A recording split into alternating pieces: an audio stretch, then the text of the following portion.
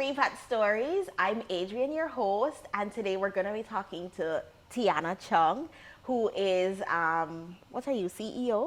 Oh my God, no. No, let's make it official. What are you? I just say founder. Founder, creator Yeah. of Wonga Media and Miss Wonga Gyal herself. Yeah. Love that. So we are gonna talk about her experience in Jamaica and the US and now in Jamaica again. So, hi, thanks for being here. Thanks for having me. All right. So, as we start this show, every time we talk about like what it was like growing up where you're from, and you're from Jamaica, and so tell us about that time.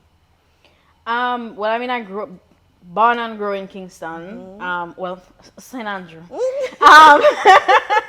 Because some people will tell you that where I come from is not Kingston. But yeah, I feel like for the most part, we lived a very like middle class life. There was both of my parents were in my life up until I mean they're still in my life, but they were married up until I was about 13. So we grew up in a nuclear family household for a while, and my mom was a marketing manager within like the Grace Kennedy. She hopped around within Grace Kennedy companies, and my father is a racehorse trainer at Caymanas. So yeah, it was like an interesting mix because like my mother was very corporate and my father was very. Caymanas is a very like, as much as people think horse racing, it's still a very real down to earth like place.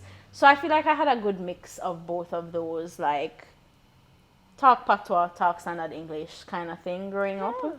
I went to Stella Maris Prep, where I think I got a really good foundation in a lot of not only life lessons but like academics and stuff like that. My mother was also very strict where academics were concerned. Yeah. Wait, was it just you or did you have? So for 6 years of my life, I was an only child, right? And I feel like those 6 years, awesome.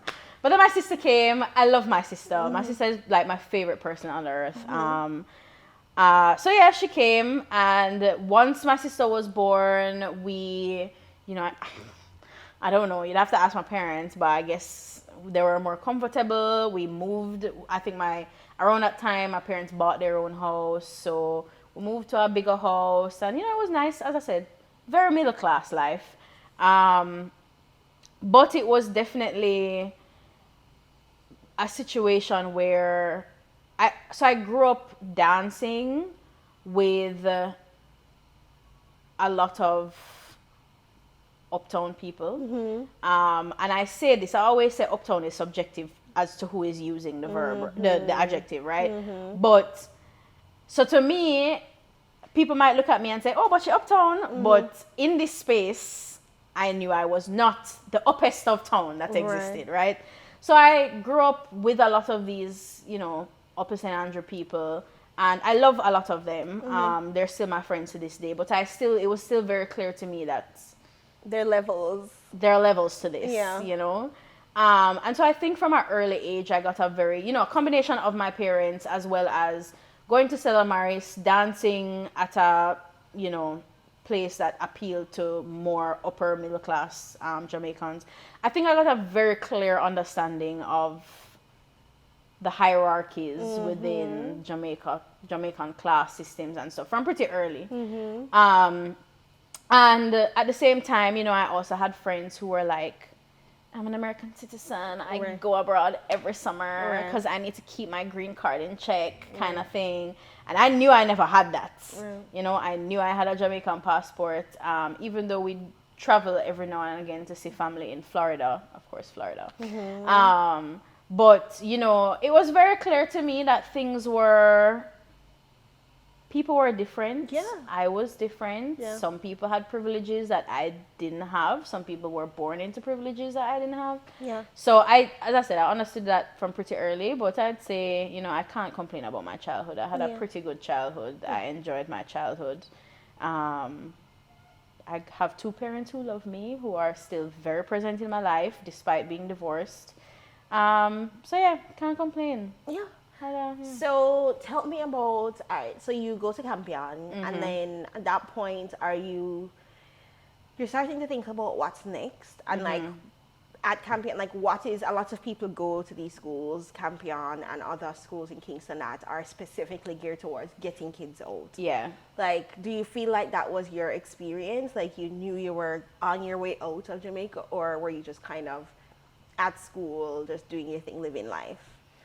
Well, I will say at the time that I was at Campion, I feel like not everybody was talking about leaving, especially in my younger years. Like first to, I'd even say fourth form, not that many people were talking about leaving, except the people who were very wealthy, who were going to like boarding school. Got you. And I knew I never fell in that category. But I will say, I guess just from the media, American media, I mean, as Jamaicans, we consume a lot of it. Like, I knew about the college life. Yeah. And I knew about the, the opportunities to travel and like how big the US is. And so I think for me personally, I wouldn't necessarily say Campion was responsible for encouraging my leaving. I think it was just something that I always knew that I wanted. I knew that I wanted to see and experience more than just Jamaica. Even if I didn't move away, I definitely want to be, my goal is really to be well traveled. I'm really big on exploring how other people live. Jamaica, as much as we're so culturally significant, we're such a small blip on the map, So, and I think I knew that from early. And so it was just always a goal of mine. I was like, I don't care what happened. I'm going to college in America. Yeah. And yeah, so I guess, I don't know if going to Campion, well, I guess going to Campion definitely helped with that, because there were definitely opportunities that came up because of Campion that would have ushered me in that direction. For example, like our guidance counselor definitely started talking about those kind of opportunities around like the fifth form, the lower six. Wait, who's guidance counselor at the time? Was it Miss? It was Mr. Goff. Oh, Mr. Alexis okay. Goff. I love him. Big up Mr. Goff, big up you. He hates when I call him this, but big up Uncle Lex. Yeah, no, he was so tremendously helpful. He also went to college abroad. So it was nice to have someone who had done it, who was able to really give a clear picture of, okay, this is actually possible, but this is what you need to do to make that possible. At the time as well, Nicole McLaren Campbell was on a campaign to grow AIM, and she came to Campion, and I remember she was at like our sixth form orientation, and she was doing like a special pricing for SAT classes for Campion students. So as I say, all of those things just kind of aligned. My mother really loved the tenacity of Nicole, so it was like, oh, well, if this person who is clearly very passionate about SAT, offering SAT classes, it was a no-brainer for her to sign me up to do something that I really wanted to do. So in those ways, I guess Campion would have kind of ushered me in, but it was never my mother wanted me to go or society was telling me to go necessarily. I just knew that is where I wanted to be. Got you. For college. Okay. Yeah. So now that you're preparing, you did take some time off Yeah. between like sixth form and going to college. Like, what was the decision making around that? Was that intentional or not? Intentional. It wasn't planned. Meaning I very much, like, I took the SATs in lower six. I very much applied to colleges in upper six. But at the time I didn't do like any college prep, like college counseling. I did SAT with AIM, but I never did their like college counseling program. Gotcha. So I really was doing it. And I mean, a lot of kids in my year group were doing it themselves. And so, you were doing the research yourself. And so I was applying to schools that I just really wanted to go to. I couldn't really tell you why I wanted to go there. But the name Right. did just catch me, and I was like, yeah. Like I remember during the time I was like, I want to be a USC Trojan so bad, University of Southern California. Yeah. I had friends who had gone there, and I don't know, the lifestyle, I was just like glamorous in California. And so like that was at the top of my list. And I got it. So that year, most of the schools that I applied to, I did get into. Ooh, nice. I didn't get any money to go though. Gotcha. And my mother, that's one thing. My mother was very clear. She's like, I cannot afford to send you to no school where I am paying upwards of $50,000 a year. It's not happening. real. On top of the plane fare, on top of the food, on top of buying winter coat, on top of she was like, There's no way. come back down to earth. So if you don't get, she was very, very clear about that. If you don't get scholarships, you can't go. So said, so done. I didn't get any scholarships, so I didn't go anywhere. But I was still very clear that I knew that this is what I wanted to do. Especially because I felt like in Jamaica, when you're applying to UA, because I did apply to UA and UTech, of course, as alternatives. And in those applications, you kind of had to apply to a specific program. And at the time, I really still didn't know what I wanted to do. Got you. So I was like, I don't want to pigeonhole myself into something that I'm not even sure that I want to do at this time, you know? So I didn't get to go. I kind of made up my mind. I wanted to take a gap year. Okay. I wanted to, and I told my mom and I told my dad. My dad was very on board. My mother was a little skeptical. But my mother was like, if you're going to take a gap year, you need a plan. You can't just take a year to Sit down at home. gallivant, right? You need a plan. And I was very clear. At the time, I was thinking about dentistry. I was thinking about being a physiotherapist. I was thinking about exploring a lot of things. And so my plan was to use the year to explore as well as to to do chemistry, because I never did chemistry. And that was a requirement for dental school. So it was like, if I do want to go to dental school, let me do chemistry. Boom, bang. Now, my mother didn't really understand this entire plan that I had concocted. Okay. And so she was just like, I feel like you're trying to waste time. Like, I feel like you don't realize that time is a ticking. And it definitely caused a lot of friction between her and I. She was very much a Jamaican mother, wanted me to be a doctor. And when I said I didn't want to be a doctor, she was fine with dentist, because that's doctor adjacent. I'd still be Dr. Tiana Chung at the end of the day. Right. And so honestly, I joke and I tell everybody I'm a dental school dropout, because I did go to UTech dental school for 4 days. Yes. I didn't know that. Yes. So I went. It's a running joke in my life. Sorry, 4 days. And I think a lot about what would have happened, how my life would be so drastically different if I had stayed. But yeah, I went to dental school for 4 days. On the 4th day, I said, this is not for me. And I went to Student Loan Bureau on the 5th day, canceled my loan, but also ignited a lot of friction with my mom, because my mom really did not approve. Can I interrupt you right here? Sure. What would you say to someone who knows it's not for them and they have the chance before it's too late, before the loan money gets paid over, before they take that flight, before they cancel this thing, whatever it is? Like, what would you say to them for dealing with that with a parent who is like not gonna get it, but you know it's gonna crush your spirit? Do it. Just do it anyway, because I think, and to me, and I don't know if some people might think maybe I was being self-centered or selfish in the moment. I don't think so. It's your life. It's my life, right? Literally, if you hate it and you hate it every day, you're the one suffering. You're the one depressed. You're the exactly. one. But that's just my personal opinion. No, I wanted to know about you. No, I agree. Just do it, because I felt I really in those 4 days, I really took a look at what I really wanted to do and who I wanted to be, where I wanted to go, what the plan for my life was. And even though I didn't have a plan per se of I'm going to go to X school and study X, I just knew deep in my heart that I needed to experience life outside of Jamaica. And I could just see, you know, I knew all of the stories.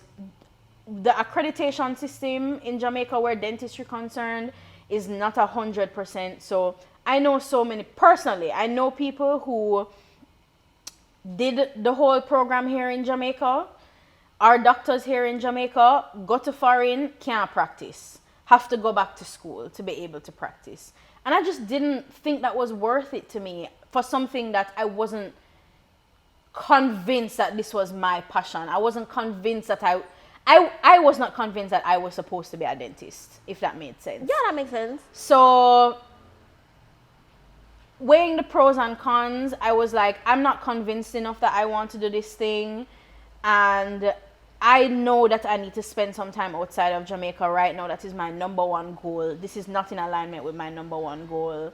My mother is going to react terribly, but at the end of the day, it's my life, right? Don't you forget. Literally.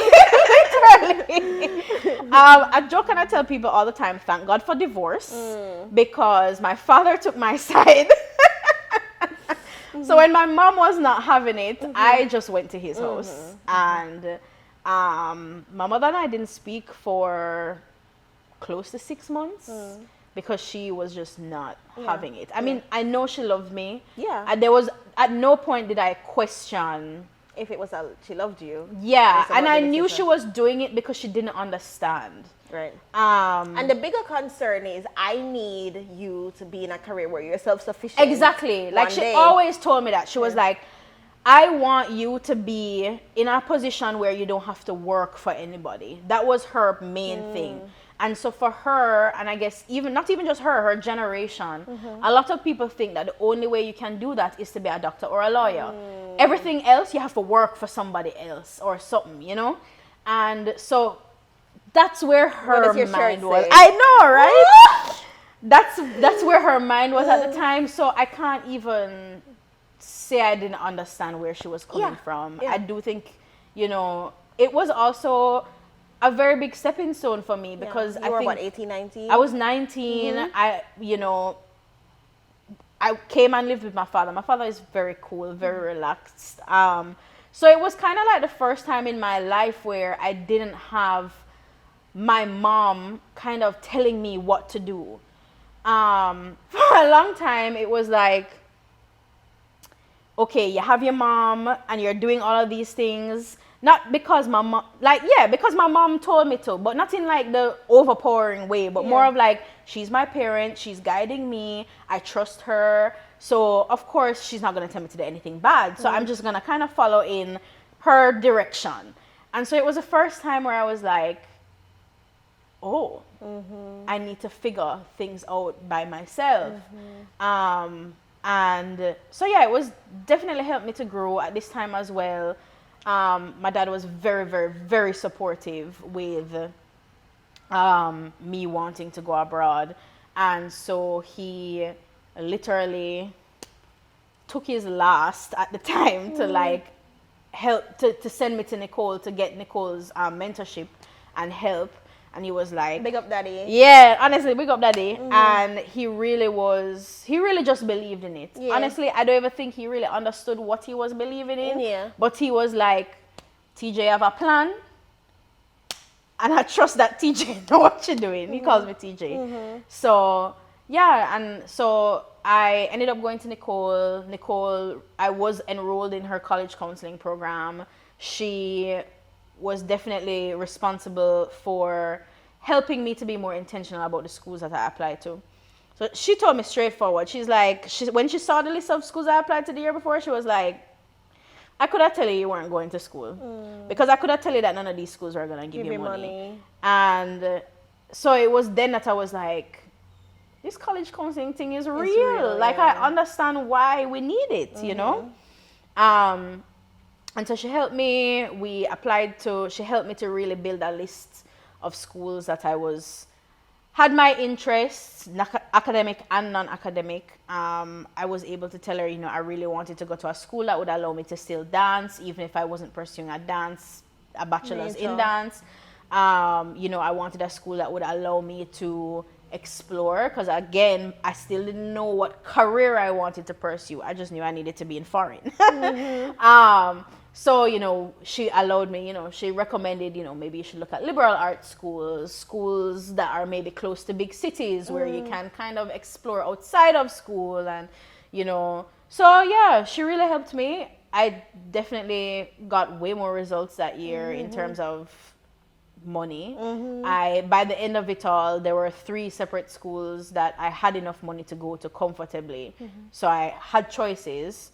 And yeah, I ended up choosing Vassar, and best decision I think I could have ever made. Yeah. So tell us more about Vassar and what it was like when you went. You left in 2015, I think. Yes, 2015. Yeah. So tell us about that at that time. What was it like to prepare to go? Stuff like that.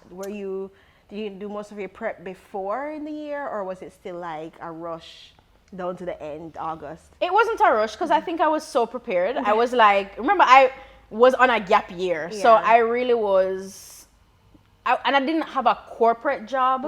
I was doing a lot of little, as I said, I was really about the exploring, I was also doing a lot of little creative jobs. So I had time to kind of say, from my fine out, so I go in March, I knew that I had until August to get myself together.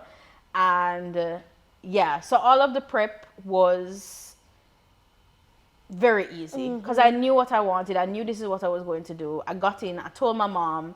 By this time, my mom and I were okay. My dad was very supportive. My sister was very excited for me. Yeah. So yeah, it wasn't hard adjusting because I knew, like in my head, I was like, I don't go through all of this drama for the past 2 years to get here. Nothing can stop me now, So at this time, you said your mother was in Atlanta though, right? Yes, so my mother ended up moving to Atlanta. I went to school in August. My mother moved in March before. Yeah. Okay, so tell us a little bit about that. So let's pause and talk about that, because at this point, your mom is a permanent resident, is that the term there? But you're not, right? Yeah. And is at that time, is the process like for you, is that a consideration for you to kind of like do that?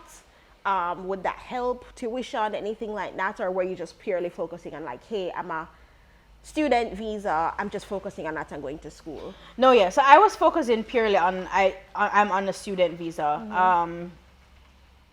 I applied to Vassar as an international student, of course, because I didn't have anything at the time that would allow me to be anything else. And so I had kind of known, based on how the financial aid situation works at Vassar, it's very different for international students versus residents or citizens. And so I knew it would have kind of been a whole process in and of itself, having to switch that over. So even though, and it's one of those things where everything just kind of work out in the way, because my mom, I remember she told me towards like the end of my teenage years, she had a goal. She was like, I want my kids to be able to have options. Even though that's she'll tell you that's the reason why she was so adamant about moving. She wanted us to be able to, if we want to live in America, we can live in America. If we want to live in Europe, we can live in Europe. And she knew that Jamaican citizenship could not afford that on its own. And so that is where she got her motivation to move. But given my age at the time, I was now almost 21, because I turned 21 my freshman year of college. So in America, when you get your green card, your dependent would automatically get their green card as well once you apply during the same time. So my sister also has her green card because she was under the age of 18 at the time. So she was just my mom's dependent. Yeah. I, however, even out. though I'm still her dependent legally, I aged out of that automatic process. And so that is why we're here where we are now. I still don't have my green card, but it's still processing. So she still filed for me. It's sort me out, USCIS. Sort me out. But yeah, so at the time it kind of was like, obviously my mom would have wanted me to have gotten my green card at the same time as her and my sister. Right. But then when she kind of found out about the international student aid thing and switching from international student aid to resident aid would have been a whole thing, she was like, you know, make it just stay. We're not rush the process. Right. Whatever. So it kind of worked out that way. So I knew that I would have been an international student on a student visa for the entirety of my time at Vassar. Okay. Yeah. So you're at Vassar and you're doing a math degree. Why math? Let's talk about that. Let's talk about that. So again, I'm at Vassar and I still don't 100% know what I want to do. And you know, at the time I felt bad, but now I'm like, I was young. Like, I feel like nobody really knows what they want to do. And it sucks that we tell people that they need to know by like 18? 16, 18. Well, 16 because you have to choose subjects. Yeah, and all that. That's like, wild. I'm like, very wild concept. And I'm like, I'm 21, I'm still in school. Why do I need to figure out my entire life right now? But the one thing that so Vassar is a liberal arts school.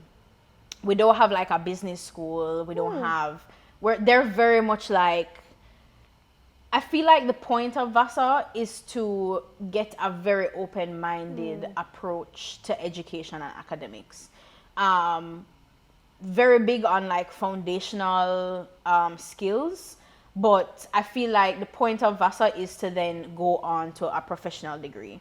So it's like a stepping stone to getting your master's in a way. Or law school. Yeah, or law school or medical school or whatever. And in a way, that's how a lot of schools deal. That's how a lot of colleges in America treat your undergraduate degree. Whereas in Jamaica, it's like, no, this is a thing. This is a thing and you need to do it. Which is why you need to know what you want at 16. Yeah. Whereas in America, like I had so many friends applying to medical school. They knew they wanted to be doctors. So they're pre-med. But they're pre-med, but majoring in history. Because they're like, I still really like history and I'm not ready to settle down with bio or chemistry yet, you know?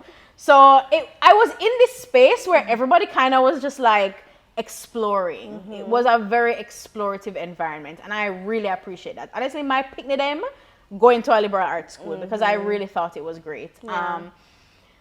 But I still had to deal with my mother, who was still asking me, what you doing, girl?